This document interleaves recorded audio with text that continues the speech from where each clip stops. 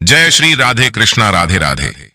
आप सभी प्रिय भक्त गणों को उत्पन्ना एकादशी की हार्दिक बधाई एवं अनंत शुभकामनाएं।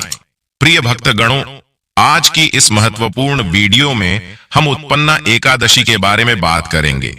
आज हम आपका कंफ्यूजन दूर करेंगे कि आपको एकादशी व्रत कब रखना है, 26 नवंबर या फिर 27 नवंबर को। लेकिन वीडियो को पूरा देखिएगा, तभी आपकी कंफ्यूजन दूर होगी। तो आज की वीडियो में आप सभी जानेंगे कि एकादशी कब है, व्रत कब रखिए, व्रत का पारण कब करें, एकादशी और द्वादशी तिथि कब से कब तक है, पूजा का शुभ समय क्या है, राहु काल का समय क्या है, व्रत का पारण किस दिन करेंगे, हरिवासर कब से कब तक है, पहली बार व्रत शुरू करना चाहते हैं तो कैसे करें, पीरियड्स में एकादशी व्रत के नियमों पालन कैसे करें, जन्म अथवा मृत्यु का सूतक काल लगा हो तो एकादशी व्रत रखें या नहीं। सारी बातें आज की इस वीडियो में जानेंगे, तो आप अंत तक वीडियो में बने रहे। लेकिन उससे पहले एक बार पूरी श्रद्धा के साथ कमेंट सेक्शन में लिखें, जय श्री हरि विष्णु।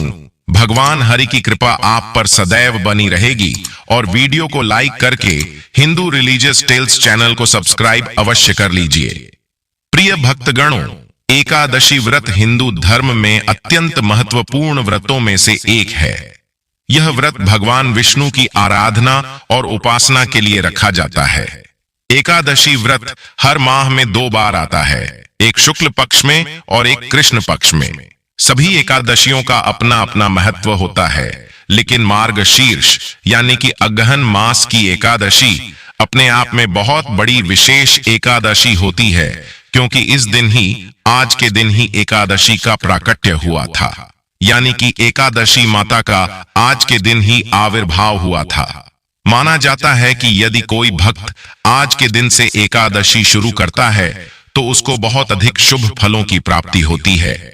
यदि आप एकादशी का व्रत पहले से नहीं किए हैं और आप चाहते हैं कि एकादशी का व्रत कब धारण करें, तो आप उत्पन्ना एकादशी से धारण करिए। यानी कि शास्त्र के अनुसार मान्यता है कि जब कोई एकादशी का व्रत धारण करे तो आज से ही एकादशी का व्रत धारण करें, क्योंकि आज ही भगवान विष्णु से एकादशी माता का प्राकट्य हुआ था। हिंदू धार्मिक मान्यताओं अनुसार उत्पन्न एकादशी के दिन ही भगवान विष्णु ने माता एकादशी को आशीर्वाद दिया था और उनके इस व्रत को पूजनीय बताया था। इसलिए ही उत्पन्न एकादशी से इस व्रत का प्रारंभ करना सबसे ज्यादा शुभ माना जाता है। इसके अलावा आप चैत्र, बैसाख और माघ के महीने में भी इस व्रत की शुरुआत कर सकते हैं। लेकिन इस व्रत को शुरू करने से पहले इस बात का खास ध्यान रखें कि गुरु तारा और शुक्र तारा उदय होना चाहिए। आइए सबसे पहले जान लेते हैं उत्पन्ना एकादशी का व्रत कब रखें और शुभ मुहूर्त और पारण का समय क्या रहेगा। एकादशी तिथि प्रारंभ समय जो कि 25 नवंबर 2024 दिन सोमवार रात्रि 1:04 और एकादशी तिथि की जो समाप्ति है वह 26 नवंबर 2024 दिन मंगलवार रात्रि 4:35 यानी कि 27 नवंबर की तड़के सुबह 4:35 पे एकादशी तिथि की समाप्ति है। यानी कि 27 नवंबर सूर्योदय से बहुत पहले ही एकादशी तिथि समाप्त हो रहा है। तो ऐसे में सभी भक्तजन 26 नवंबर 2024 दिन मंगलवार को एकादशी का व्रत धारण करेंगे। वैष्णव को द्वादशी युक्त एकादशी व्रत करने के लिए कहा गया है। लेकिन द्वादशी तिथि की जो समाप्ति है वह 28 नवंबर को सुबह 6:25 पे द्वादशी तिथि की समाप्ति है। ऐसे में जो कि पारण के लिए पूर्ण रूप से समय प्राप्त नहीं हो पाएगा, तो ऐसे में 26 नवंबर को जो कि दिन और रात्रि एकादशी तिथि होगी, तो 26 नवंबर को ही सभी भक्तजन व्रत को धारण करें। एकादशी व्रत पारण के लिए बतलाया गया है कि पारण हरिवासर समाप्त होने के बाद करना चाहिए। हरिवासर का समय द्वादशी तिथि का पहला चौथाई हिस्सा हरिवासर का होता है। तो 27 नवंबर की सुबह 10:30 बजे तक जो कि हरिवासर का समय रहेगा।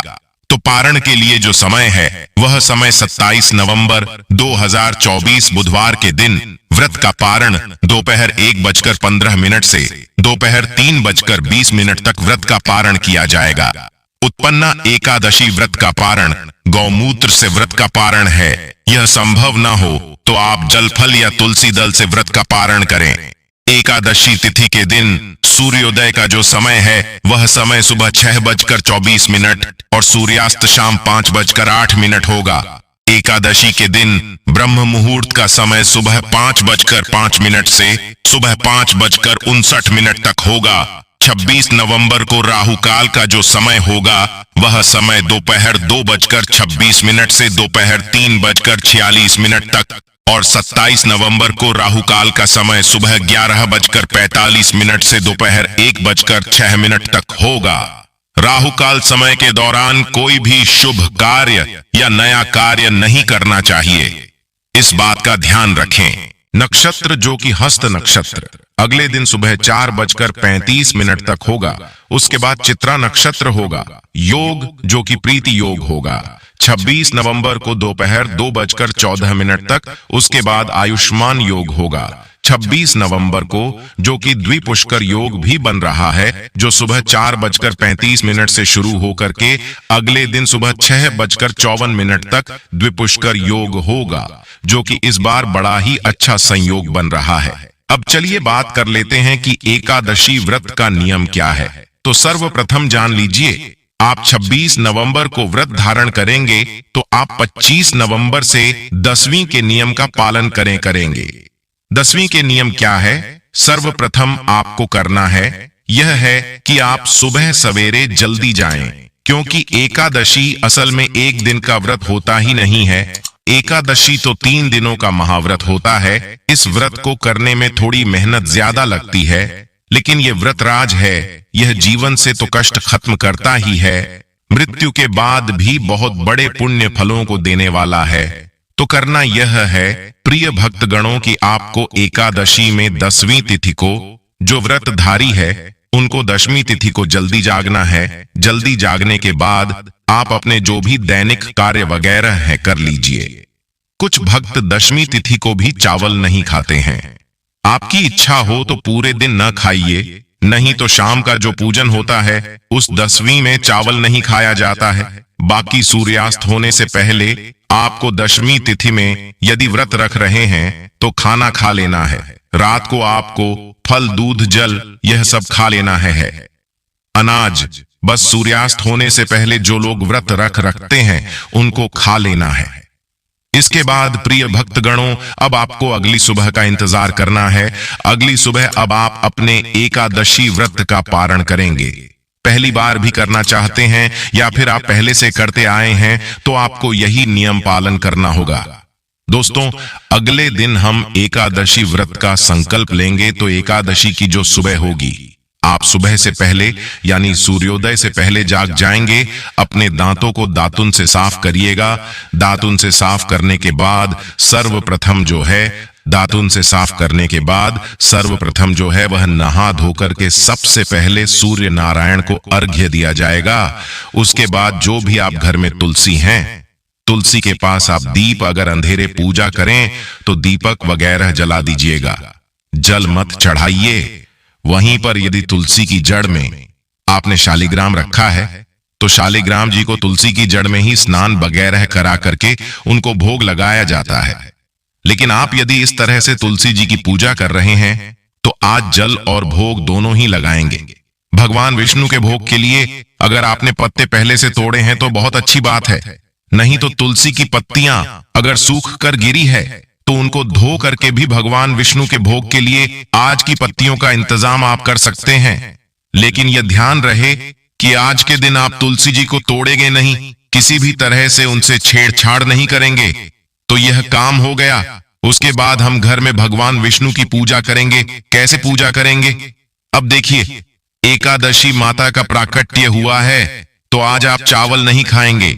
ध्यान रखिए, जो व्रत रखते हैं उन्हें तो यह ध्यान देना है, लेकिन अब जो व्रत नहीं रखते हैं उनको भी 10वीं और एकादशी के दिन चावल नहीं खाना है। इस बात का विशेष ध्यान रखें। उपाय करने के लिए आप बस लहसुन प्याज मत खाइएगा, बाकी सारे उपाय आप कर सकते हैं। तो मैं बात कर रहा था कि आपको यह काम कर लेना है कि भगवान विष्णु की पूजा का भली भांति आप तुलसी जी की पूजा करें। जैसे मैंने बताया, आप दीपक जलाएं, धूप बत्ती जलाएं, लेकिन उनको भोग वगैरह ना लगाइए।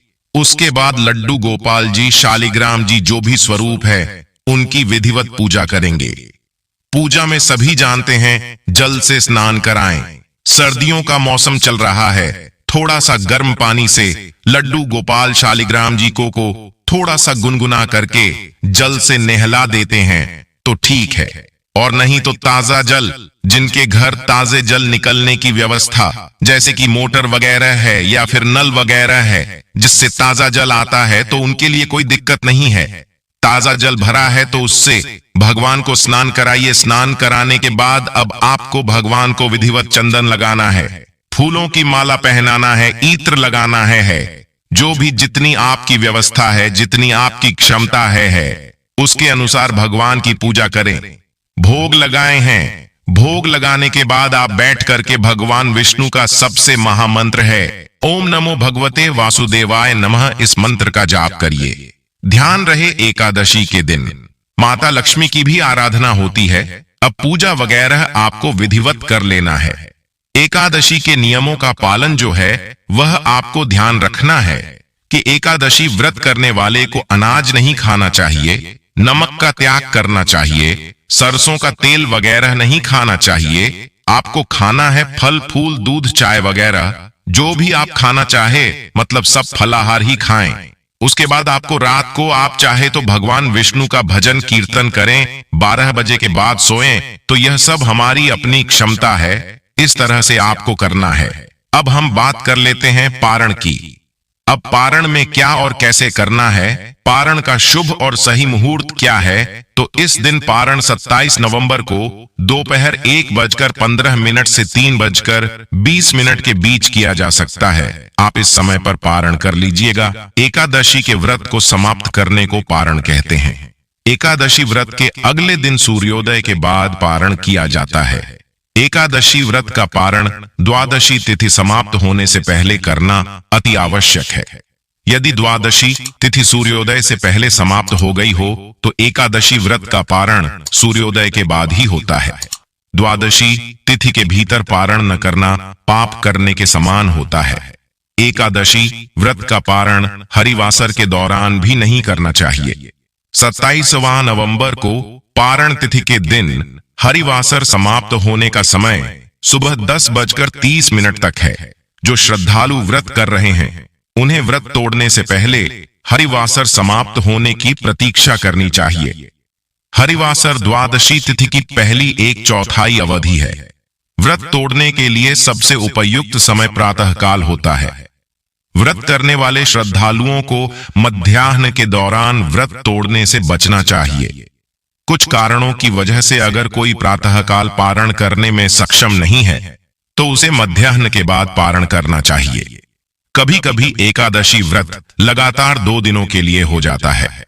जब एकादशी व्रत 2 दिन होता है तब स्मार्त परिवारजनों को पहले दिन एकादशी व्रत करना चाहिए।